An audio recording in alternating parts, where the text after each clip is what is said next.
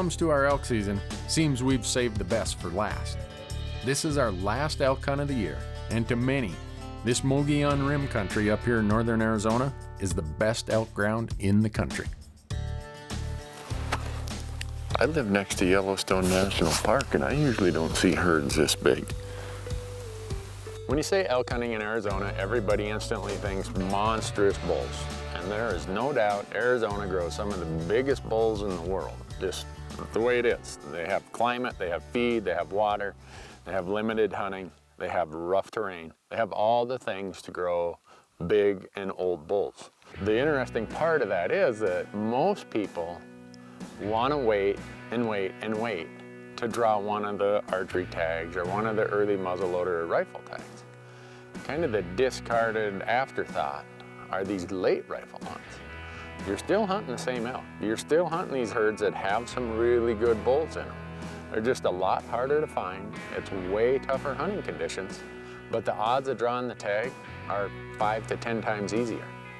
There's a ton of new forest travel plan issues going on here, which is good. They've closed a lot of the roads, and this road right here goes through private, and now it's closed. So you'd have to hike around about 1.5 miles of private to get back over to the public there, which is perfect. That is exactly the places we look for. I just watched probably 200 elk just mill right across here.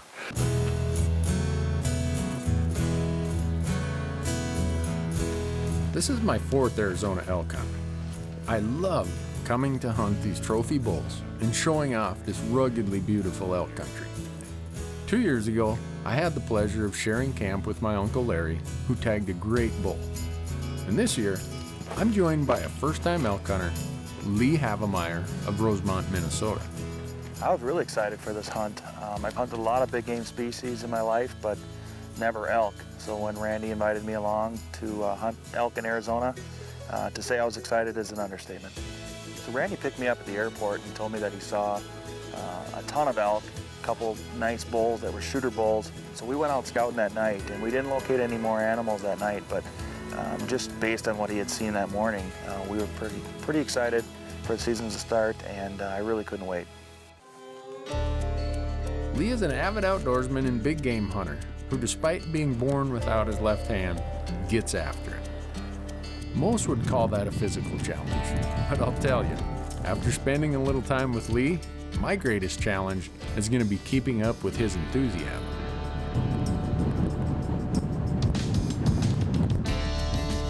We're in the country a couple days before the opener, and with good reason. On these late hunts, you can count on plenty of company and some highly educated elk. It's a tougher hunt, allowing for more tags and better draw odds than any of the other seasons, resulting in more hunters, making these elk smarter and harder to find. During these hunting seasons, these bulls are going to be in the roughest, toughest, meanest, nastiest country you can find. So if you think you're going to come here on a late hunt and you're just going to drive around these Forest Service roads and you're going to find elk, well, you might luck out and stumble into one, but if you want to consistently find elk every day or every other day, you need to put your boots on, you need to put your pack on and decide, I'm going to hike in there, I'm going to spend a lot of time glassing, I'm going to get myself in the place where other hunters don't want to go. You know, Lee, I was hoping for a slam dunk here because I just came off a really tough, wild backcountry mule deer hunt in Montana. I'm thinking, this elk hunt will be a little easier. I think my expectations are not going to be met. Take another look. Yeah, I think we're going to have to work for it. But, oh well, that's the fun of it. That's why the tag's easier to draw than the early season archery tags or the early season rifle tags. These late season hunts in Arizona, it's the same elk, they're here. It's just a whole lot tougher to find them.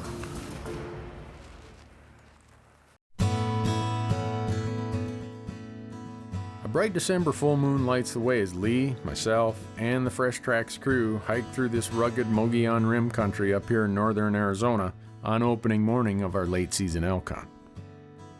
Our scouting efforts were successful, and we're confident we've found an elk-infested canyon. Now, if we can just get our herd of hunters, camera guys, and gear close enough for a shot at one of these bulls.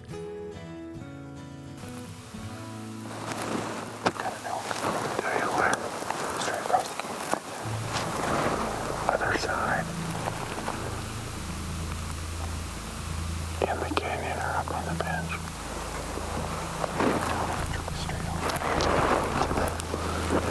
down there, coming down the bench. Coming down the other side. Yep, coming down the slope.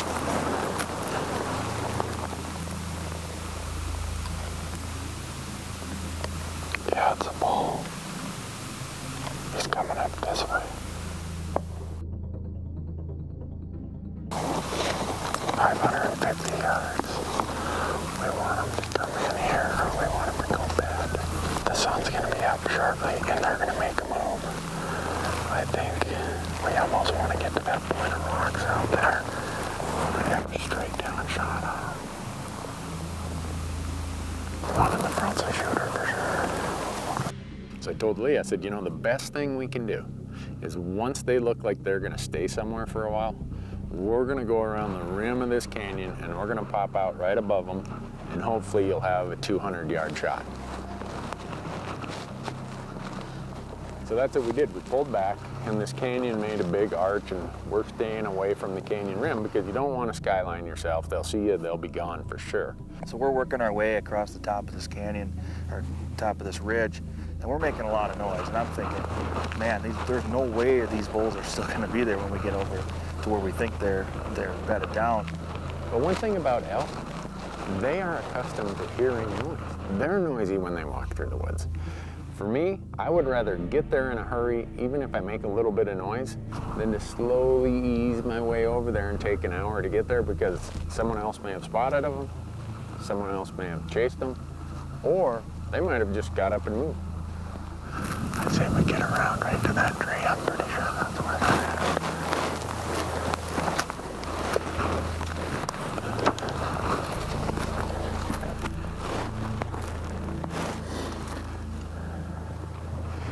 He's bedded down right there. Either that or somebody shot him. So, he can get on the sticks fast. If they start moving out of there, you're going to have to shoot Lee. They're right down there below us. And we peek over, and there they are. They're bedded. All you can just see is antlers in the junipers, and I'm glassing. I'm like, Lee, right there's your shot, but I don't know if we can get the cameras on them. They're bedded right down there.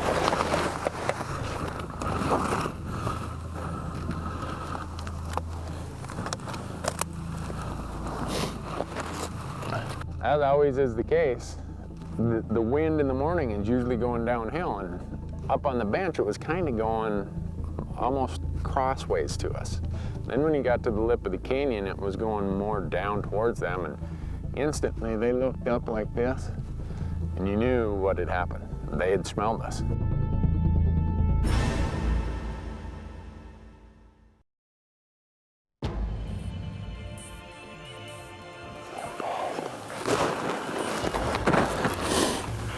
Right down in that hole right there.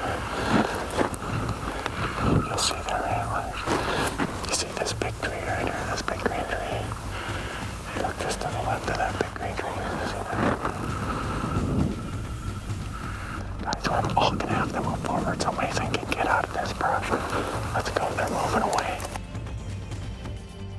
All of a sudden, they must have smelled us or heard us or something. And there went our opportunity. I'm like, man, we were handed this opportunity and I screwed it up. I'm going down here, I'm gonna cut him off and I'm gonna push him back up on top over this way. I gotta go. So Randy has an idea, which sounded good at the time. He said he's gonna drop down into that canyon and he's gonna try to slowly work back to where I was positioned and hopefully bump these elk back over to where we were set up.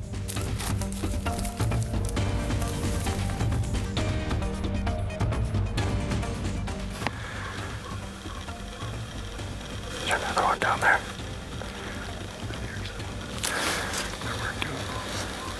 I saw one get up out of the canyon.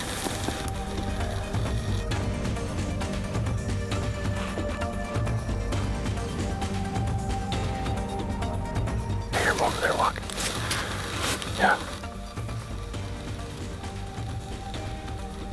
I just heard a hoof on rock.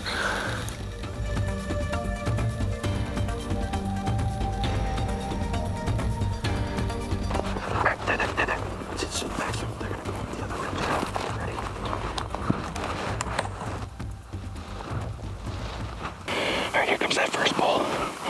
Jesus.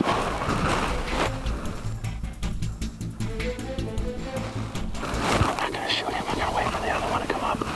He should be right behind him. Oh, Lee. He's right in front of us. He's gonna come up the ridge. He's down there. He's down at the bottom. He's gonna come up the ridge, okay?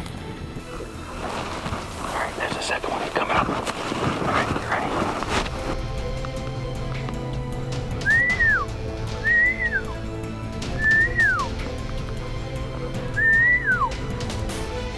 Take him.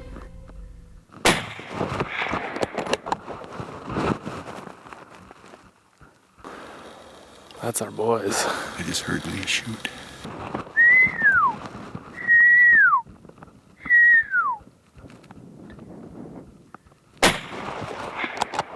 Yes! Yes! Yeah, baby. I just heard Lee shoot over here. He shot twice. Hope he got him. Hope he got him. First elk. Down. Well, I heard 2 shots. I'm sorry, Randy. We gotta get over to that ridge and carry out a bull. Huh? We got a bull down over there. You got him? I got him. All right. Oh man, where is he? Is he down in the bottom? No, he's across the canyon. Oh, I see him laying right over there. Right over there, yeah. I don't know that I could have written a better script for that. The first morning, we go in there and Lee shoots a bull. It's as good as it gets. That's the only thing I can say about that. It doesn't get any better than that. I'm gonna let you have the honors, my friend. Oh, wow. Thank you, Randy. That is a beautiful 6-point bull there. Oh, wow. Oh, man.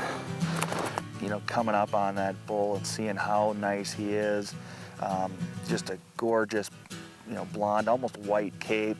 You know, the antlers are fully intact. Normally this time of year, the bulls are all broken up after fighting, but not this bull. I mean, it was just, he fit the bill of everything that I had hoped for when I came on this hunt. Yeah, my grandfather passed away last year. Shot a really nice bull in Colorado in the mid-90s and hangs in his house. And I've always looked at that and always wanted one, and I know he's with me today, so. Now you got one. Now I got one of my own. Thanks to Grandpa. So, yeah. Thanks to you. Over the years, I guess I've grown some as a hunter. I don't know when it happened, but as time passes, filling my tag isn't nearly as important to me as helping others experience that thrill of success.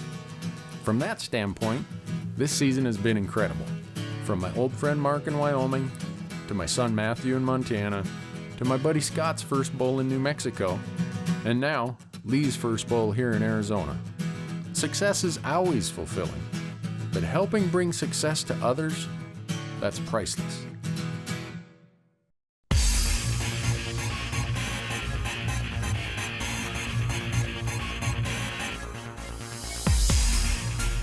Up on the Mogollon Rim of northern Arizona, we've already got one beautiful 6-point bull quartered and packed out. A first for my guest Lee Havemeier. Beautiful elk. This is more than I hoped for. It really is. Since the first bull came so quickly, day 2 is more of a reset day, and we continue to learn the lay of the land. Gonna be some handshaking going on here. Special delivery by Federal Premium. Now on the 3rd day of our hunt, the camera crew and I once again find ourselves knee-deep in elk. This one's going over him. If he moves 2 feet, I can look to the right, Mason. You're gonna see some antlers going back over. Oh, I see him in the back.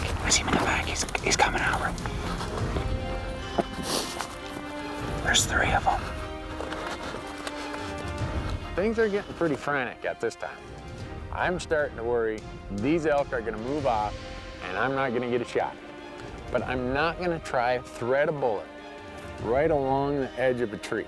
And I mean, that would have been my only hope, and then I would have been hoping I hit him on the point of the shoulder. It's not something that I was comfortable with. I'm gonna have to go this way, they're moving left. Give me a range when you see them. Just let it.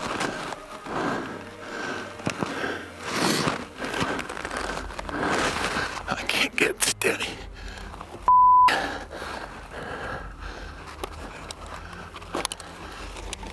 These rocks. I don't want to. One of them's a good bull. A really good bull. Now they're going left. So now I'm rather frustrated, I'll admit. I tell one of the cameras, I tell Mason, follow me, as ugly and nasty as it is, we're going down the toe of this ridge, down into that canyon, coming up the other side, scaling those rocks, and we're gonna parallel those bulls as they head up that south canyon. Experience told me these bulls would bed near the head of a small fingered canyon. Looping ahead of them was a nasty scramble of desperation. And as Mason and I closed the gap, we found out my guess was right.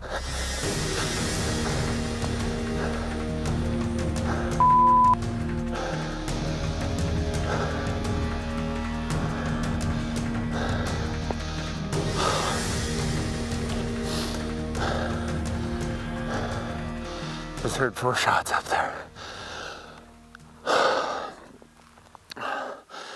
What are the odds of that?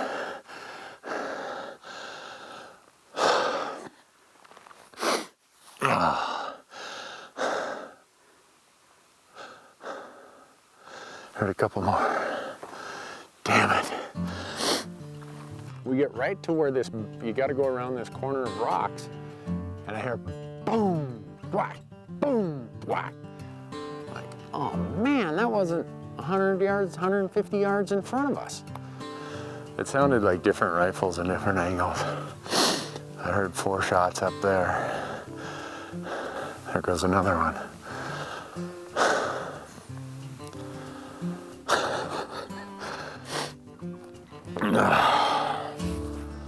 Well, I'm gonna go up there and see. Damn it. Yeah, it's frustrating to work this hard and come up empty, but I stick by what I said earlier. Sharing in the success of others is rewarding. Sometimes it doesn't work out for us, but it works out for other guys. You'll see the footage of us chasing these bulls and having some marginal shots that we refused to take. But Chuck and Dan didn't mess around here. When they came through the ambush, there are elk laying on the deck here, and I'm happy for them. Congratulations, guys. Thank you. I think you guys said these are your first elk? First elk. Yeah. That is about as good as it gets. That makes me as happy as if I would have shot a bull. So my Arizona elk tag is going home, unpunched, and in my pocket. But rarely have I ended a hunt feeling any better than this. I mean, think about it. I was intensely involved in the tagging of 3 beautiful bulls for 3 hunters, all getting their first taste of elk hunting success. Each unguided and all on public land. It's a perfect example of why I hunt and why I produce this show we call Fresh Tracks. And besides, there's always another set of fresh tracks over the next ridge. And for me, that'll be back home in Montana, where I have a long-awaited date with a shaggy old bison bull.